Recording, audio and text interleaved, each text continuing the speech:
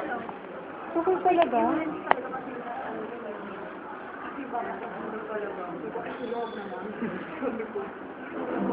SM ba mismo?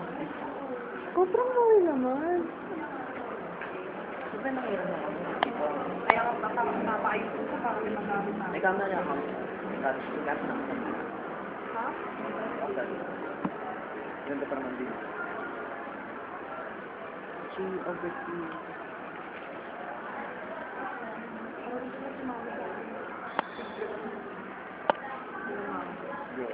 Sumama ka, mami mo na magbabayad ata eh. Oh, just sumama ka. Kaya ba yun? Hindi ko ako kaya sa bahay. Yung ako. Kaya, Monday?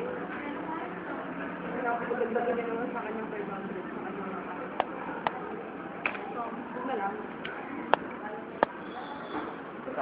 Akit pa yung ano ko sa kanya. Ang laki mo. Hindi ka pala. Ate ko mo rin. hindi ba yung ate mo? Ha? Hindi ba yung trabaho ate mo?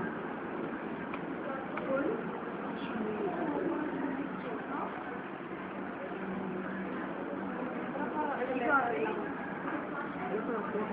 Puro mga professional ka ng ulam mo.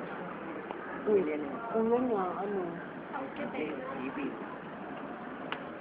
Tapos, Anay niya, ate niya. Teacher. Ikaw, ano ka? kaya kailangan makagraduate ka talaga. Ano? Oo, kasi gusto ko ng arte ko. Magkaka-architect dito. Kaso may ano kasi, board. Parang naisip ko lang doon, may stress na ako. Hindi, ang board na. Mas madali ang board na kayo. Kasi more on drawing sila. Dapat yung kuya ko dapat architect din eh.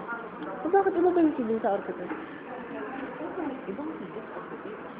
Ano parehas kami yun? Ang easy, more on construction site yan. Yung bahala doon. Kung magkano hardware na gagamitin, yung architect at design.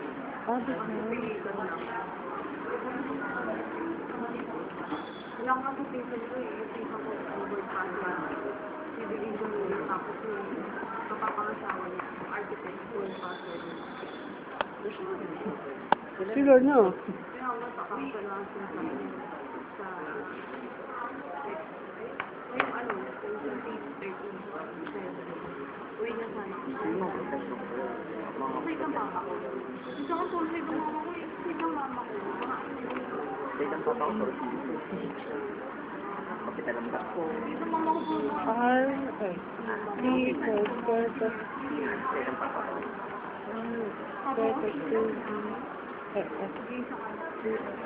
Ang tinapos niya. Papa ko nga. Hindi pa nakagraduate ang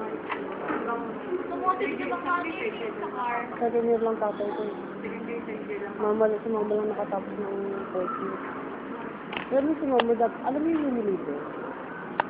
Yung Unilever? Mga nakakapasok kasi doon, Juni, yung magjujupak. Pasok na si mama ko doon eh, yung magtatrabaho. Ito tayong tatulog. Dito. Dalaga pa siya naman yan. Hindi mo siya kilala ng mga classmates ko. Kahit ako mga mama ha. Kasi pag lumalabas si mama, kahit ano suot mo. Minsan kasi nasa work mo. Sobra ka naman. Yun ha.